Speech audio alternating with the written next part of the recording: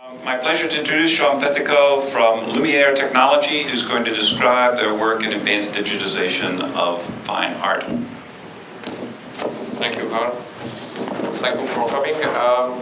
My name is Jean Penicaut. I am the CEO of Lumiere Technology. We are originally a manufacturer of RGB and GIS high-definition scanning systems, and we sell cameras with a resolution at 240 million pixels and with a geometry certification of 12 microns for large format for digitizing archive.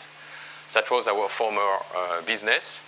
And we have customers as the Western Michigan University, the French Land Cadastre Authority, or for RGB, we have the Library of Congress in Washington, the Washington State Archives in Olympia, and we deliver some machines in museums and some newspaper too, and prestigious institutions as also the Library of the Archive of Canada in Ottawa, and the Canton de Genève in Geneva.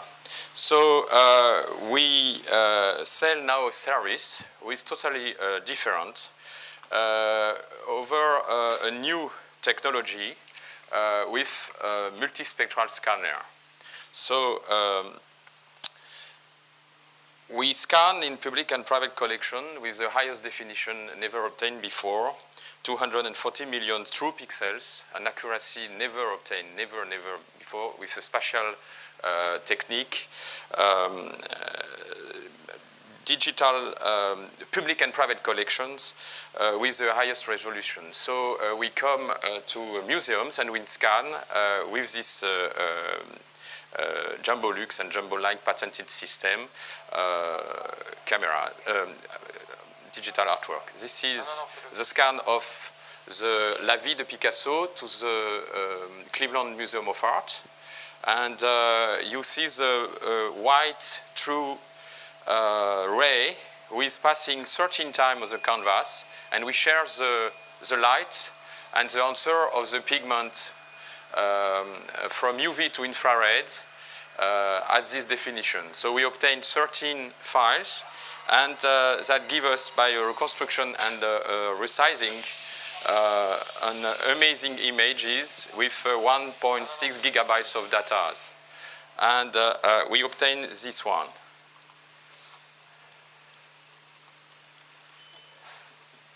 With this definition. And because we have a measurement and not just a representation, we have also behind this image the knowledge of this image with the infrared, with the same definition, and the state of art of all the restoration and the cracks and the varnish and the pigment analysis, etc. So this is the most powerful tool for study history of art. So we can also browse this kind of images online. So I want to show you now how we made with Mona Lisa.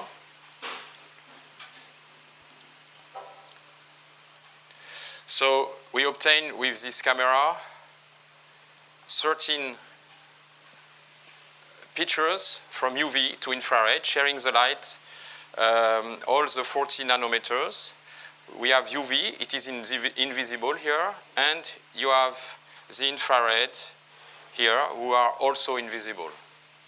And we reconstruct, after that, the images to give you the perfect color of the painting. That gives you this resolution. So that was the digital scan of Mona Lisa in the Louvre 2 years ago with the research laboratory of French museums.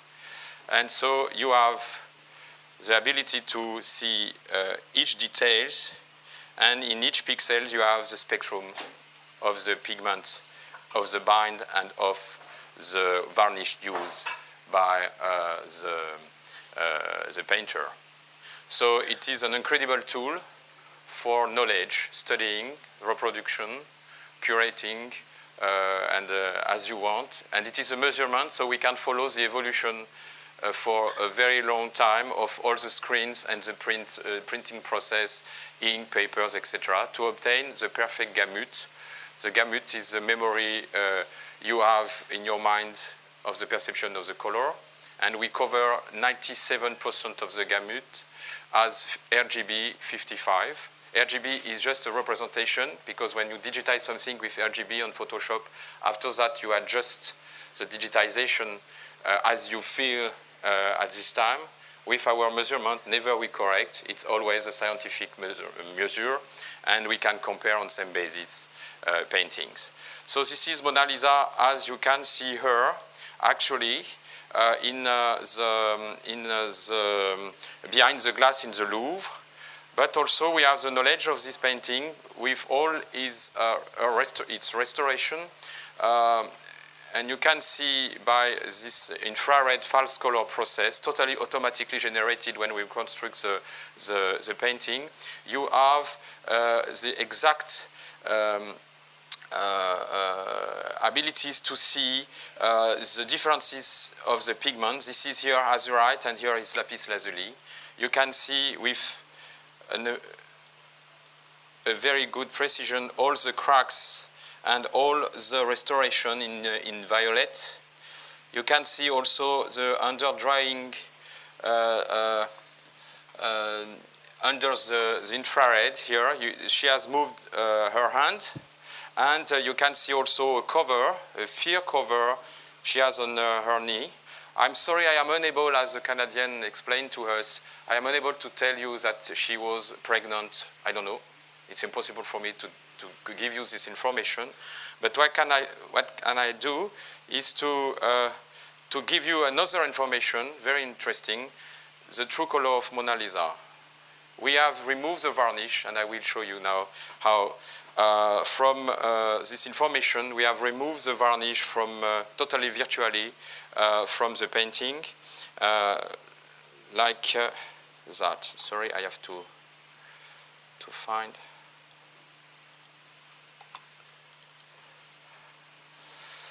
So the pixel give us on the entire surface the pigment, the bind, and the varnish. And we have that on the entire surface of the painting. So for this painting, we have 87 million pixels. And in each pixel, we have certain information. We give you the exact spectrum definition of the varnish, of the painting and the varnish. So we have decided to remove virtually the varnish by first an aging process with equivalent varnish used by Leonardo da Vinci. So we age it for 500th century by special treatment, and we make after that the spectrum of in each pixel. This is the blue one. And the spectrum of the varnish is the pink one. So we subtract the pink one from the yellow one. Mathematically, it's not exactly simple, but we obtain the result of the yellow one, and we verify on with the pigment, pure pigment here on the blue light one. And the average of that gives you this information from the original color to the virtual restoration of Mona Lisa. So what is totally new is that we can make that for any paintings we have digitized. And this is the ultimate digital capture systems for fine arts. So now we can see on the expert and actually the first report on the news magazine in France explained to people that now we have the DNA of any painting we digitize. So here you see we have 18 million pixels of this informations, and each pixel has this curve, and this curve gives you the exact measurement of a painting forever. So now we are coming to see more paintings. This one is from John James Audubon.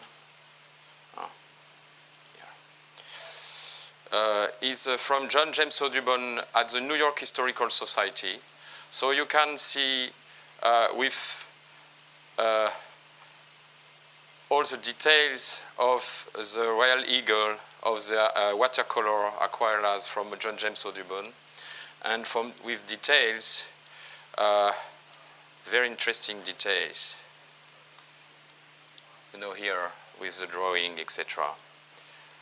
So what is able now is that we can browse inside a painting and online. So I can show you more. The Great Egret from also the New York Historical Society.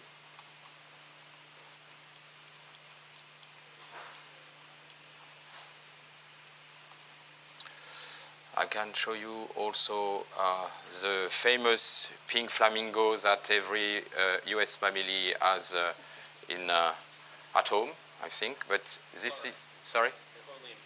Yeah.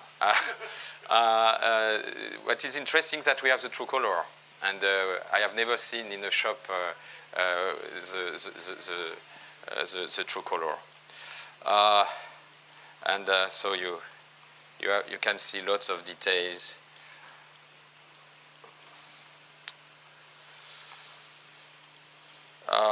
I can show you now this one with the Menardi. That gives you lots of information of a technique with the Verdaccio. So you can see with this precision how he put his stroke with pink and green. You can see also lots of details in this canvas, or a panel. It is a panel. You know, the little guy here, or some ghosts here,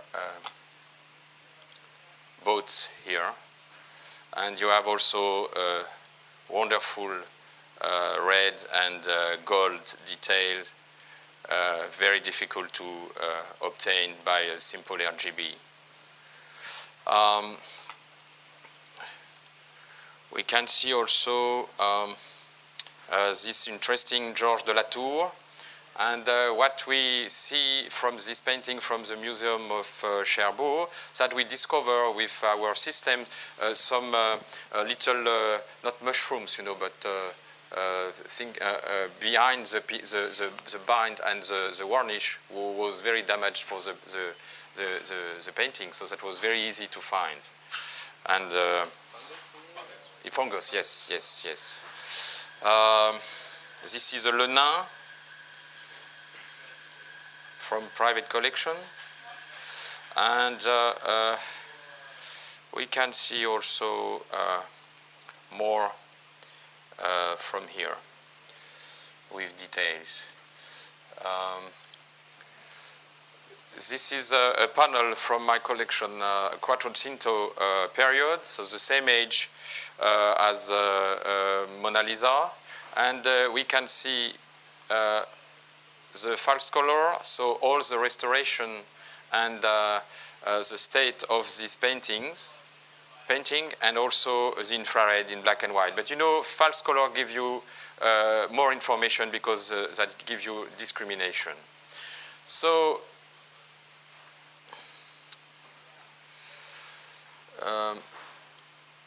I can show you also how we unvarnish a painting. So this is a panel from a Dutch painter. His name is Van Delen. And you have the false color infrared will give you details of the correction in the paintings at the same time. And also we can simulate the unvarnished painting before restoration to just evaluate the restoration and what the work you have to make. But if you just see the underdrawing, you see details from the original.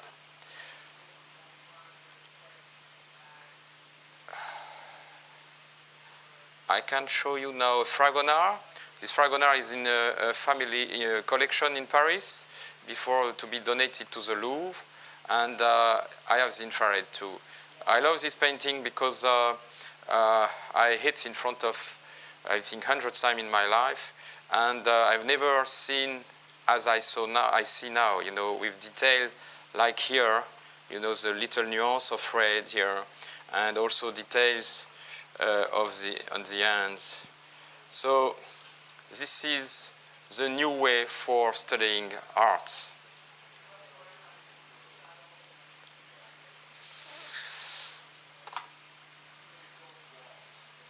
We can see modern as another one here with Marie Antoinette. This is an interesting pastel, and the study of this pastel with the infrared gives you details of the origin of this pastel, and confirm that from the UV and the infrared you have a difference. And the difference reveals that was the first pastel never made by Ducreux at the Austrian court. And we know that the mother of the infant Marie Antoinetta refused the first one because she considers the first one was too young. So it was not the idea of a fiancé that she wanted to give to the old king of France. So the infrared gives you this information. If you compare, it is not the same portrait. So that gives you all the authentication of the painting. And we have also some interesting discovery. A guy who came with this nice Angélus de Millet, he considered after a little study, he was a plumber in the south of France, a loving heart, as you and me. And he bought that for, I think, 20 or 40 bucks. And in his mind, he said, perhaps it is a nice copy of Millet. Who has copied Millet? And Van Gogh was on the top list. So he sent this picture to the Van Gogh Museum, and of course the Van Gogh Museum answered no. So he came to visit us and said, could you please scan this nice painting, because I am sure that perhaps we will discover something. The details of this painting give us some answer. Here you have something like Millet. And if we have the false color, that gives you d'après Millet. And the d'après Millet is the exact scripturation of Van Gogh. And we know that he made this painting, and later he mentioned that he made it. So the guy now is coming to the Van Gogh Museum with the perfect file we made for him with his brother inside, and with a nice copy, printed copy, and with lots of information about the pigment definition of the painting and of the varnish. So for expertise, it is an incomparable tool. Lots of nice things I can show you. This one too is supposed to be Van Gogh. He was from Van Gogh, Johanna's sister, Van Gogh's sister Johanna collection, but once an expert told the signature was not from Van Gogh. So this painting was sold for 100 bucks, I don't know where in Netherlands, and we scan it, and the details, it's totally incredible here. This is a glaneuse. I don't know the name of a woman who is in the country for that, but look the detail.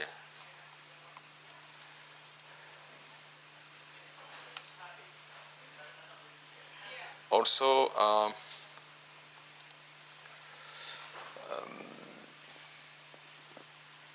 we can scan just aquarellas or gouache. This is a Picasso, and you have UV and infrared with the same knowledge. And I can show you more.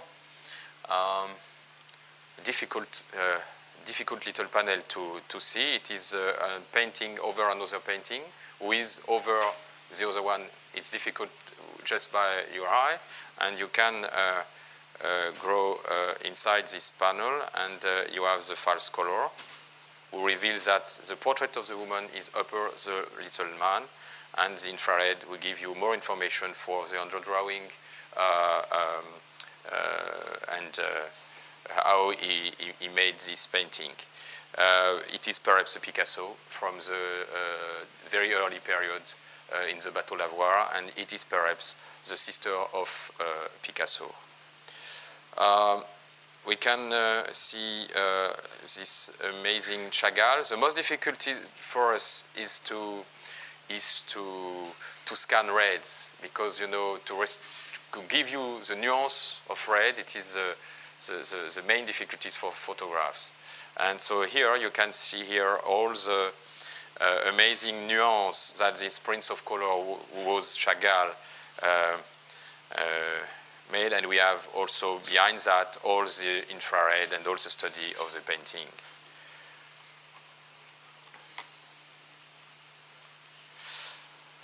And just for finish,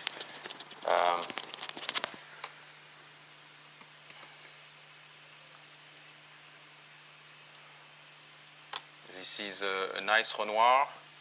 You can see to the Museum of the Orangery, and you have also the false color will give you lots of information.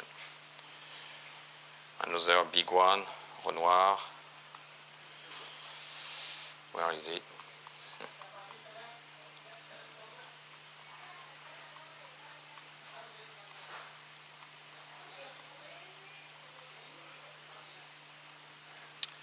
Okay.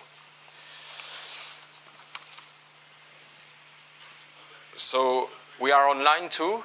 So it is totally new, because we can share this information with everybody online, and this is the reason why I am here, because now we can have this kind of visit of museums with this the same acuity and the same accuracy and the same definition. The main difficulties for us is to come in museums for digitization. And we have now online from our website Lumiere Technology capabilities to go and to browse exactly with the same definition that 2 minutes before on my computer. So it's very easy. It is actually just for PC and with Explorer. And but inside this nice painting, you have details as this signature inside the body of the central detail of the painting. So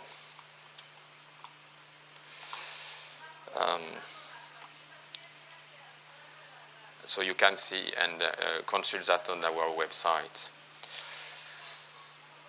For us, the analogy with Google Earth is evident. We use the same sensor to capture the image from the satellite. We have the same approach as the team we visited in Purdue University. We invented the multispectral scan for just to see the state of art of the growth and culture of corn paid and sponsored by Kellogg's. So we made them, and they was totally amazed by the results they saw, and they made lots of verification and to say you are at the top of your technology too in front of a canvas. I was last week in Pasadena at the 34th conference of the Museum Computer Network, and I met around 40 museums. I came also to the engEDU and the studio department last Monday, with the top as the technique of digitization, and what they saw and what you see now has changed their minds. Now we have to come in museum to digitize their entire collections, hanged and stored, or more or less a long period. It depends on the time of the museum, and the time of a museum is not our time here on our business company. The most difficulties is to take a painting, to unframe it, to put it on a roll, and to bring it in front of the scanner. So we want to install in museums multispectral rooms, and in 20 to 40 minutes we will digitize the painting, and we have the equivalent time to reconstruct on our quad computers. And we deliver at the same time this result on any illuminant you want, because the beauty of that we have achieved the dream of Bill Gates. We have now the abilities to put on your wall the exact color of a painting under an illuminant you wish. If you want the illuminant of the candlelight, as Leonardo saw his painting in his room, or if you want to see that because you are on Bliop and you have trouble for red and green, we can give you this information and give this information on the screen as we want. So the data are stored on our server in the museum for studying with equivalence with our pigment databases, because we made also lots of researches about pigments, and also to keep the data, to be sure that the data will be kept safely and with always the same scientific protocol, So when we talk with museum, all explain to us that they don't want to be to make as they did and they made with Corbis 5 or 6 years ago, because Corbis was founded by Bill Gates, or just in this goal to put on the walls masterpieces of art. They want to keep the copyright of the image, and I understand, and I agree for that. Because the knowledge of this image, we just have this knowledge, not the museum, because we have the equivalence with the pigment databases. So what is important now is not the image, but the knowledge of the image. And we can provide for comparison, studying, reproducing with the best quality this image. And this data, nobody except us can create value from them. What we want to do is to create a worldwide databases of pigments, of the digital palette of painter around the world, by period, blue one, yellow, pink one for Picasso, etc., etc. And we think we can make that in less than 3 years. After that, we will have such information that the next 20 years will not suffer to study them with all the art department in universities. Yes? I mean, surely the copyrights on these things are old enough that they will expire by now? I explained for the copyright after. In fact, actually, we have no legal status for the pixel and the knowledge of the pixel.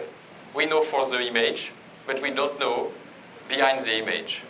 So it's empty. We have to create this new paradigm for legacy and copyright. But you are allowed to freely redistribute the No. pictures that you've taken. What we want to create a network with the museums to follow this knowledge and to share this knowledge with the museums. We have in each painting the DNA of the painting. We have the truth of the paintings. So we can make lots of profit from this knowledge, and perhaps from this image, but also from something which doesn't exist now. Identification, comparison, e-publishing, posters, insurance certification, ratings for sales, etc. We can create first a pay-per-view, the perfect pay-per-view system for digital image as this definition. To visit virtual exhibition, after an event around a theme or on a painter, you have actually exhibition around the world, 3 months in Chicago, 3 months in London, 3 months in Madrid or in Ottawa. And after that, you just have a dirty book with dirty colors to remember this amazing exhibition. Imagine the second life of this exhibition online with this accuracy, pay-per-viewed. You just have to pay and you can go in the amazing Tiziano exhibition, Da Vinci exhibition, and we can create this memory. We can also, from this virtual exhibition, create lots of derived products, posters, etc., with a colorimetry certification as the best printed posters, and you can order that on the luminance you want. It is an occasion to open the value of such exhibition for people who can't travel at this time and would appreciate to visit it. Instead to have 300 visitors, imagine the audience on the web on, I don't know, 2-3 years from China, from Africa, India, or here, America, for people who never will go in Chicago, in Paris to visit an exhibition. Such digitization should be also decreasing the insurance rates from shipping by a better knowledge of the state of the paintings. I think the master word for this knowledge economy is sharing. We have to share, we have to share, we have to share. And we can reinvent a new access for fine arts and a new way for also sponsoring exhibition. And it's not here, I am in the mecca of the profit by advertising, and it's not here I have to explain you that. But imagine a visit of your museum with all the paintings like that, and with local advert and publishing advert, etc. So, and we can also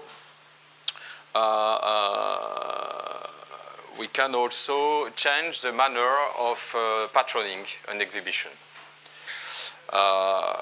For Google, it will be the fair manner to patron, I think, a new way for digital arts and for the knowledge about fine arts, given another impression than you are in Europe and I think everywhere as a cultural predator sometimes.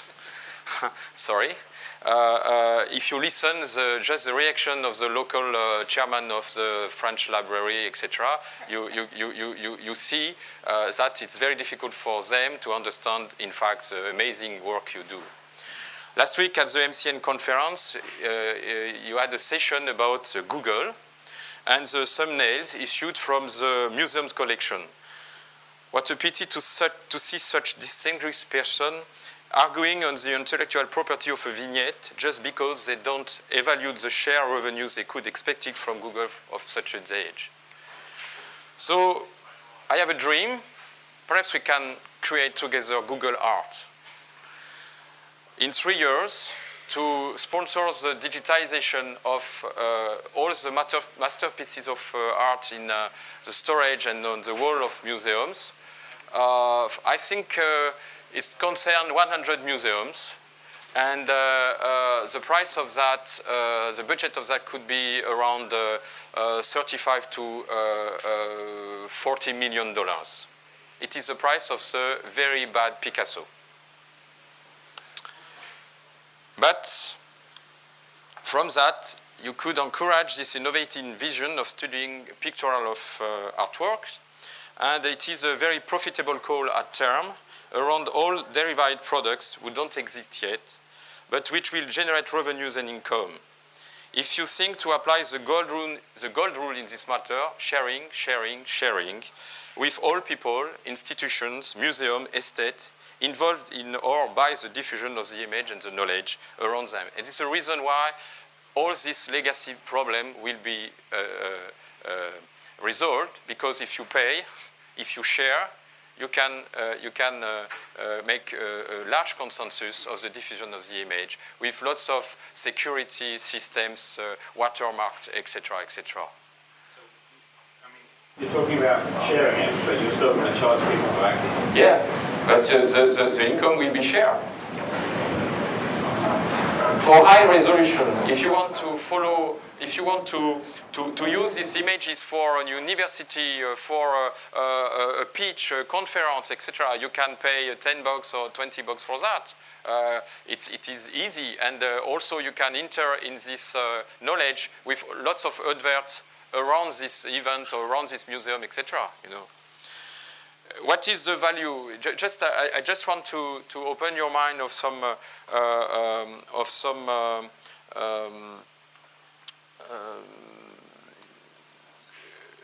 new business possible. Look, this is a Fragonard.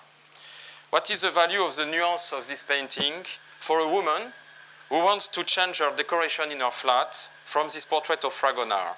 The yellow for the chairs, the gray for the carpet, the red for the curtains. By just giving to the paint maker, the guy who made the painting, the idea of the nuance and an illuminant she wishes, because in fact she wants this yellow but in a dark room, you know, without windows, so without windows, without daylight, so she wants the same nuance with an halogen lamp. She will obtain a perfect restitution of her sensible perception of this artwork, and she can pay $50 for that, and it is pure margin. What is the value of the ads around the advert around this painting or this artist automatically generated by Amazon on Print and Fine Arts or Last Minute who wants to propose a trip to the museum with lots of Fragonard? What is the value of the new box, like the enGEDU box? I explained that to the enGEDU. You know, a nice cube as you can see in the enGEDU. You go inside this little cube and you have a relaxing massage armchair, a nice cream, and you can grow and inside the painting, listening because it is Renoir, the music of Fauré or Ravel, and have lots of fun and you know, enjoyment just to see what you have seen in the reality. And you can pay for that $5, I don't know. Or you can have some more advert around this consultation. Yeah, yeah. What is the value of a digital station pay-per-view for art department of library of a university? Last year I came to visit the art department of Stanford, and they explained to me that it was not for them just to pay $10,000 each year to have access to 18th century paintings databanks with such resolution is not wrong for them. They think it is interesting to pay for this such access of such quality. What is the value of a movie making from one? We can from these data make one movie for about Fragonard with 2 or 3 experts. Every image from this multispectral scan has a value, a certification, a usage to generate income and pleasure. So to build this amazing project, we need a strong partnership. The reason why I'm here is to tell you that we can together make the best, largest, and revolutionary research image portal for museums, collections about ancient and contemporary artists to become the real leading basement of history of arts studies. Once we will have digitized, I think, 10,000 paintings, it will be very profitable. With your patronage, Google Art, as Vuitton made that for the big exhibition in Chicago, in Paris. But here on the web, it would be very easier and acceptable by the majority of museums. It would be a perfect answer to those who claim against Google, showing also your ability to encourage and patron arts researches. Beyond image, to manage the knowledge of paintings, of their history, to open the mind of people always constrained actually by poor reproduction so far from the reality. It is now, I think, in the digital age and knowledge economy, absolutely unacceptable. The reason why I'm here also is to find investors, so it's the reason why I come in the Valley, who could easily understand the development of our project, from acquisition to researches, from diffusion to creation of value, from promotion of a norm as Dolby for the sound, but here we have Dolby for the color, and we can make this standard for printing and for researches, and we have the perfect tool for that. And we can also give the rules for the best definition for screens, for printing, and for choosing inks. We have next year order on printed machines with 24 inkjet specification to obtain the best printed and the best gamut, the best definition of colors of the reality.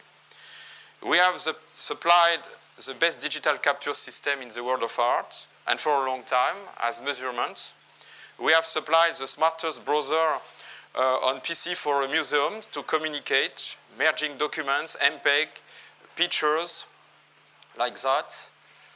You know, you can put beside any painting a video very easily. And so we can explain, a curator can explain his painting just beside the painting. We can merge in this document with MPEG, with links, with comments, sounds, etc., and advert at the highest definition possible. And behind the painting, giving you the invisible. And that is really impressive. And this knowledge, passionate people who love art, just to see behind the painting how was the painting, etc. So we have proven our abilities and we have to deploy our service. Of course, we will have new legal status of the pixel to argue copyrights are not sufficient. At a famous picture agency visited last year in Seattle, who told me, Corbis, Jean, you change our business model. I answered, no, I go further in the unlimited way of digital knowledge on scientific basis. It is time to share knowledge outside laboratories and publication, letting ignorant, nice people discovering at home or on the fair market wonderful masterpieces of art, as I shown you 2 minutes before.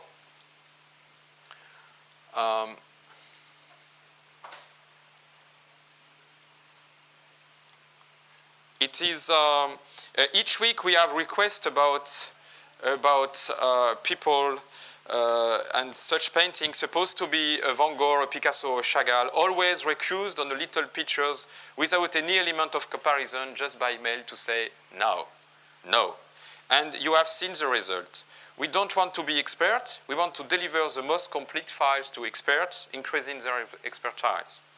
It is time also online to build the Bureau Veritas for pictorial artwork. You know, the Bureau Veritas has all the ship around the world and the boats, and they have central authorities for that, and insurance company will be very interested by collecting this information too. With all securities and confidentiality process, of course. It is time to give to our children and students the exact reason why Renoir, painting without dark and black,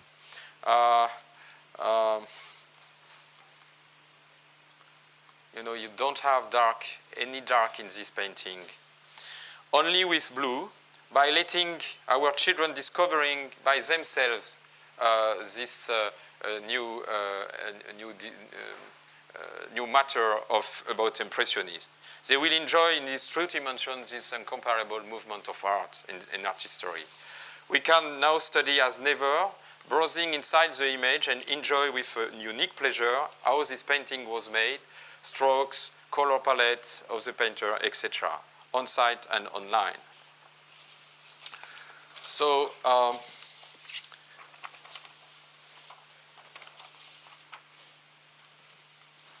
I think after seeing this kind of painting online, you change your mind when you are entering the new museum. It is another way for understanding. And your next visit in the museum will be more enjoyable because you will also share this pleasure with people around you. I think if we succeed, we will have made something with further us, you know, and this is the reason why I'm happy to work in this company. What I know is that I will make it. I don't know with authorities or patron, but I will make it. And I wish to create a strong partnership, perhaps with you, I hope so, to create this Google Art Vision from Europe to New York and here, to build something further us in the universal peaceful domain beyond all our different art. So that was that I wanted to tell you this morning. I'm sorry because it is not in a good French, in a good English, because I am French, and that's not all the time easy. But just a detail, this is Mona Lisa, and we have discovered just by our software that here, where is it? Here, this is a detail, you have a minium drop. Minium is the orange modern pigment that you put under the iron to avoid the oxidation. Okay.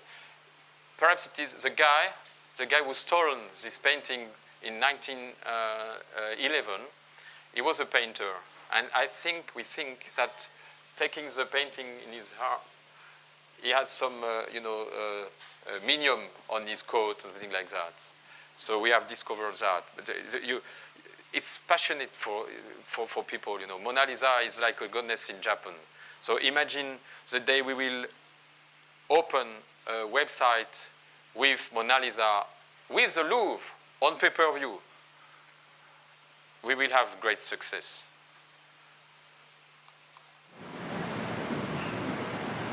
So,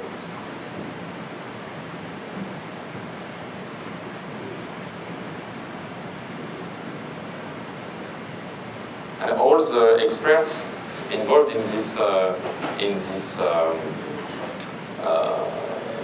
matter of Mona Lisa, arts, etc., Italian, from Firenze, the Uffizi, etc., are totally amazed by this manner to study. So now, how we can change this world of art together? That's my question. Thank you.